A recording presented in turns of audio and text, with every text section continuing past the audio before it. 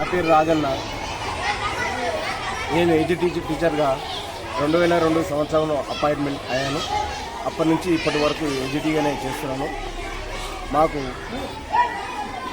ఒక బాబు ఒక పాప. మా బాబును కూడా ఈ యొక్క నేను పనిచేస్తున్న ప్రభుత్వ పాఠశాలలోనే చదివించడానికి మొగ్గు చూపాను. ఫస్ట్ క్లాస్ నుంచి కూడా ఇప్పటి వరకు 4th క్లాస్ వరకు నేను పనిచేసిన పాఠశాలలో చదువుతున్నాను. గతంలో శ్రీపురంలో పనిచేసినప్పుడు ఆడ ఫస్ట్ క్లాస్ నుంచి చదివాడు. ఇప్పుడు వేలవాడకు ఎడ్యుటీగా నేను ఇక్కడ ట్రాన్స్ఫర్ అయ్యాను. ఇక్కడ కూడా మా బాబు 4th క్లాస్ చదువుతున్నాడు. ప్రభుత్వ పాఠశాలలు బలోపేతం కావడానికి నాకెందుకో కొంత చాలా ఇష్టం అనిపిస్తుంది.